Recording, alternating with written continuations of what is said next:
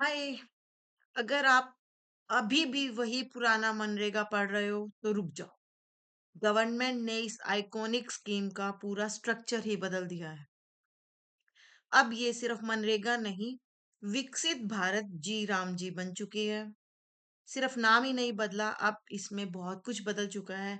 100 days के बदले 125 days की गारंटी मिलेगी। एग्रीकल्चर पॉज मिलेगा। तो बहुत सारे नए रूल्स भी आए हैं। आज की इस वीडियो में मैं आपको स्लाइड्स के थ्रू नई स्कीम्स की सारी जानकारी दूंगी, जो आपके हर एग्जाम में हेल्पफुल होगी। UGC net, graduation, masters, in general life, UPSC सब के लिए ये बहुत ही इंपॉर्टेंट स्कीम है। तो चलो स्टार्ट करते हैं। मनरेगा एट ए ग्लैंस, मतलब इस पर हम एक नजर डालते हैं। एक बड़ी announcement headline, evolution of India's employment guarantee. मतलब जो इंडिया की एम्प्लॉयमेंट गारंटी थी, इसका ओल्ड नेम क्या था? Mahatma Gandhi national rural employment guarantee act, जिसको मनरेगा बोलते थे। इसकी न्यू आइडेंटिटी क्या हो गई है? विकसित भारत गारंटी फॉर रोजगार एंड आजीविका मिशन ग्रामीण। मतलब एक्रोनिम क्या रहेगा? वीबी जी राम जी। और इसका विजन क्या है? हम लोग अब सर्वाइवल सपोर्ट पर नहीं है, सिर्फ जीने के लिए नहीं, अब आजीविका, मतलब जिसमें हम लोग अपनी एसेट्स भी बनाएं, अपनी कुछ सेविंग्स भी करें। तो सस्टेनेबल लाइवलीहुड चाहिए अभी हमें, ताकि लाइफ लॉन्ग हम लोग अपना सर्वाइव अच्छे से जी सके, स्टैंडर्ड मेंटेन कर सके under the Viksit Bharat 2047 road map. Major policy shifts क्या हुए हैं इसमें, क्या क्या चेंजेस आए हैं। तो ये स्लाइड बहुत क्रूशियल है आप लोगों के लिए, जिसमें आप समझोगे कि ये एक सिर्फ रीब्रांड नहीं हुआ है, इसमें स्ट्रक्चरल चेंजेस भी आए हैं। तो फीचर्स क्या थे? पहले 100 डेज का सिर्फ हाउस होल्ड गारंटी मिलती थी 100 डेज की, पर विकसित भारत जी राम जी में 125 डेज की गारंटी मिल रही है। प्राइमरी गोल था मैनुअल अनस्किल्ड लेबर, ये सिर्फ अनस्किल्ड लेबर के लिए थी, बट अब नए विकसित भारत जी राम जी में skilled and semi skilled integration हुआ है। स्किल्ड और सेमी स्किल्ड सबको इंक्लूड किया गया है। पहले ये कहाँ काम कर सकते थे? सिर्फ पोन्ड्स में, पिट्स में, बट अब ये ड्यूरेबल इंफ्रास्ट्रक्चर में भी काम कर सकते हैं, कोल्ड स्टोरेज, रोड्स, इन सब में भी। पहले कंस्ट्रक्शन में बिल्कुल बैन था इनको काम करना। वेज पेमेंट आधार बेस्ड हो गई है, रियल टाइम डिजिटल क्रेडिट होता है, आपके अकाउंट में आते हैं पैसे। Climate focus, minimal climate resilient asset, water harvesting, मतलब क्लाइमेट पर भी फोकस किया गया है। मतलब वाटर हार्वेस्टिंग में भी अब ये काम हो सकता है। नया फीचर, तो एग्रीकल्चर पोज आया है इसमें। 125 डेज की गारंटी मिल रही है। Statutory increase in provide 25 additional days to security, मतलब सिक्योरिटी के लिए 25 एक्स्ट्रा दिन ऐड कर दिए गए हैं।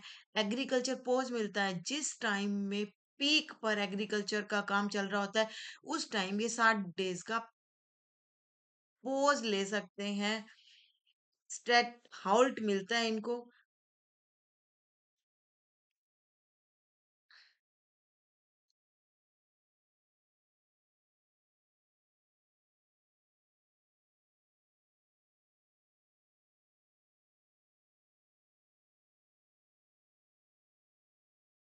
Public works during peak sowing or harvesting season to ensure farmers have enough labor।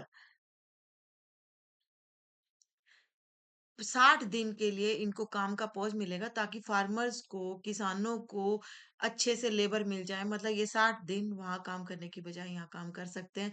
Infrastructure stack, building asset that help rural business, small scale food processing units. मतलब अब ये कर सकते हैं फोकस, मतलब आप खेती के साथ साथ कुछ एसेट्स भी बना सकते हैं, जैसे अपना बिजनेस भी खोल सकते हैं।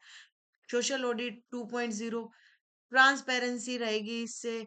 एआई मॉनिटर्ड प्रोजेक्ट है जिसमें कम्युनिटी लेड ऑडिट्स होते हैं, तो इसमें सोशल ऑडिट भी होती है, जिसको भी एडवांस कर दिया गया है।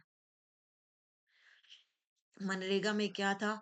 ये मनरेगा जो थी वो 2005 में स्टार्ट की गई थी। लार्जेस्ट, वर्ल्ड की largest right to work scheme थी। तो राइट बेस्ड स्कीम थी ये। मतलब आपके जो अधिकार हैं उस पर बेस्ड ये स्कीम थी। लीगल गारंटी मिल रही थी इसमें 100 डेज की पहले, अभी 125 डेज की मिल रही है। ऑल 687 रूरल डिस्ट्रिक्ट्स को इसमें कवर किया गया था। और ये मिनिस्ट्री ऑफ रूरल डेवलपमेंट के अंदर आती है। एग्जाम में पूछ लिया जाता है आपसे, ये कौन सी मिनिस्ट्री की स्कीम है? तो ये रूरल डेवलपमेंट की स्कीम है। इसके की फीचर्स क्या है? राइट बेस्ड है ये, मतलब आपके अधिकारों पर बेस्ड है। डिमांड ड्रिवन एम्प्लॉयमेंट गारंटी, मतलब जहां पर इनकी डिमांड है वहां पर इनको एम्प्लॉयमेंट गारंटी दी जा रही है। टाइम बाउंड है। जैसे ही आप इसमें एनरोल करोगे 15 दिन के अंदर अंदर काम मिल जाएगा। नहीं तो जो बेरोजगारी भत्ता है या अनएम्प्लॉयमेंट अलाउंस है वो मिलेगा। डिसेंट्रलाइज है, ग्राम पंचायत इसको एग्जीक्यूट कर रही है। तो सेंट्रल गवर्नमेंट ने ये स्कीम बनाई है, फंड भी वहीं से ही जा रहा है, बट ग्राम पंचायत इसको एग्जीक्यूट कर रही है। इंक्लूसिव है, इसमें सबको इंक्लूड किया गया, वीमेन, एससी, एसटी। विमेंस को तो स्पेशली 33% का रिजर्वेशन दिया गया है। ट्रांसपेरेंट है, इसमें सोशल ऑडिट और डिजिटल ट्रैकिंग होगी। Wage material ratio minimum 60:40 ratio रहेगा इसमें। मतलब आपको 60% तो वेज मिलेगी, अगर 40% आपको उसमें कुछ मटेरियल भी मिल सकता है। ये वर्क कैसे कर रही है, इसका प्रोसेस क्या है? तो इसके लिए पहले रजिस्ट्रेशन करना पड़ता है, एक जॉब कार्ड बनता है जो 15 दिन में बन जाता है। एप्लीकेशन टू ग्राम पंचायत, जो ये एप्लीकेशन आप की है फिर वो आप ग्राम पंचायत में लगाएंगे, 15 दिन में काम मिल जाएगा। अप्रूव्ड वर्क साइट पर काम मिलेगा। पेमेंट बैंक ट्रांसफर होगी, 15 दिन के अंदर हो जाती है। और वेरिफिकेशन क्या है इसकी? सोशल ऑडिट और कम्युनिटी मॉनिटरिंग रहती है इसकी। फंडिंग और वेजेस, वेजेस 100% सेंट्रल गवर्नमेंट दे रही है। मटेरियल 70% सेंट्रल गवर्नमेंट दे रही है और 25% स्टेट गवर्नमेंट दे रहा है। वेज की रेंज क्या रहेगी? 234 रुपीज से लेकर 374 रुपीज पर डे। स्टेट को देखकर दिया जाएगा, पर 234 रुपीज से लेकर 374 रुपीज के बीच में आपकी लेबर होगी। पेमेंट डायरेक्ट बेनिफिट ट्रांसफर होता है, डीबीटी बैंक में आ रहा है। टोटल एक्सपेंडिचर 23-24 में इस पर 98 करोड़ रुपए इस पर खर्च किए गए हैं। Technology and transparency, digital scheme है, डिजिटल सिस्टम है इसमें। मनरेगा में इसका मैनेजमेंट इंफॉर्मेशन सिस्टम भी बनाया गया है। मनरेगा एमआईएस बोलते हैं जिसको, लार्जेस्ट डेटाबेस है ये। रियल टाइम ऑनलाइन पोर्टल बनाया गया है। जो भी लोग रजिस्टर होते हैं वो इसमें आ जाते हैं। मैं एमआईएस में जियो टैगिंग है, मतलब इसको टैग भी किया जा रहा है। जीपीएस के द्वारा ये टैग होता है। मोबाइल मॉनिटरिंग हो रही है रियल टाइम, इसमें अटेंडेंस आ रही है। सोशल ऑडिट यूनिट बनाई गई है, इंडिपेंडेंट है, गवर्नमेंट के अंडर नहीं आती है, मतलब इंडिपेंडेंटली ऑडिट होती है इसकी। और पब्लिक डैशबोर्ड्स बनाए गए हैं जहां पर रियल टाइम का डेटा एक्सेस होता है। इम्पैक्ट क्या पड़ा? 23-24 का डेटा है, 6.5 करोड़ हाउस होल्ड्स को जॉब दी गई। 265 करोड़ पर्सन्स डे, मतलब 265 करोड़ डेज की जॉब मिली। वीमेन का पार्टिसिपेशन 55% रहा, 33% मैंडेटरी था बट 55% रहा। एससी एसटी का पार्टिसिपेशन 37% रहा। 82 लाख एसेट क्रिएटेड, 82 लाख की एसेट क्रिएट की गई। 82 लाख इस एसेट क्रिएट करी गई थी। और प्राइमरी फोकस क्या था? वाटर कंजर्वेशन, कि पानी को बचाना है, ये प्राइमरी फोकस था इसका। और इसमें 45% काम हुआ। जेंडर एम्प्लॉयमेंट एम्पावरमेंट मैंडेटरी था विमेन्स के लिए, तो 33%, बट 55% काम मिला, तो जेंडर एम्पावरमेंट भी मिला। एक्चुअल अचीवमेंट क्या हुआ? कंसिस्टेंटली 50-55% विमेन्स की अचीवमेंट रही है इसमें।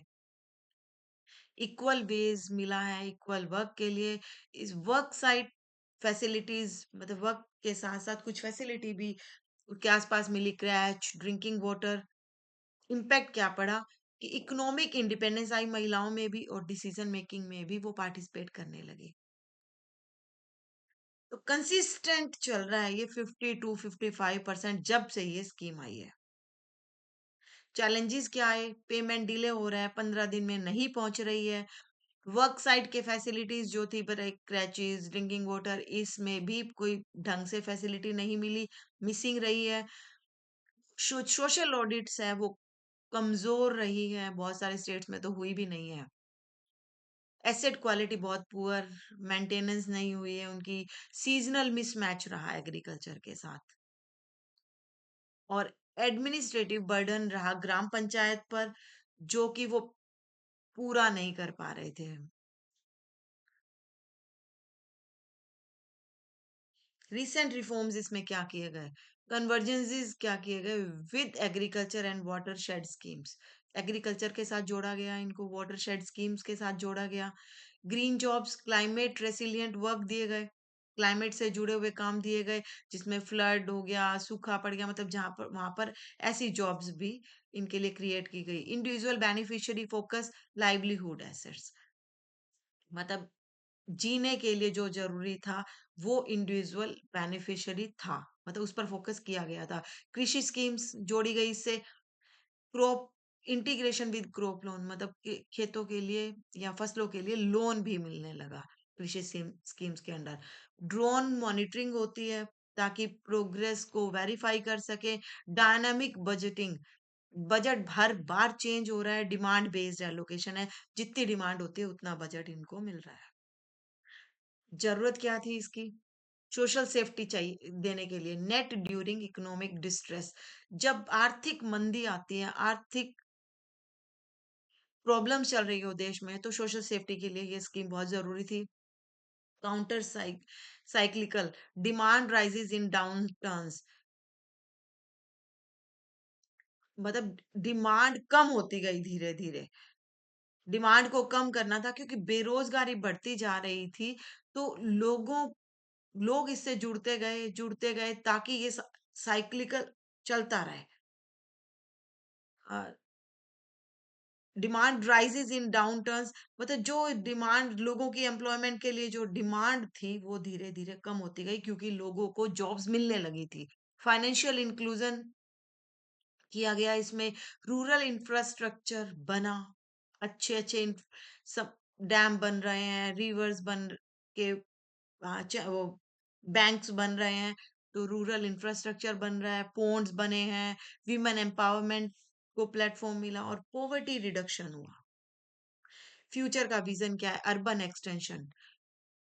एक्सटेंशन का प्रपोज, मतलब अब इसको अर्बन एरियाज में भी लागू किया जाएगा। अभी तक ये सिर्फ रूरल एरियाज में ही है, तो ये प्रपोज किया गया है।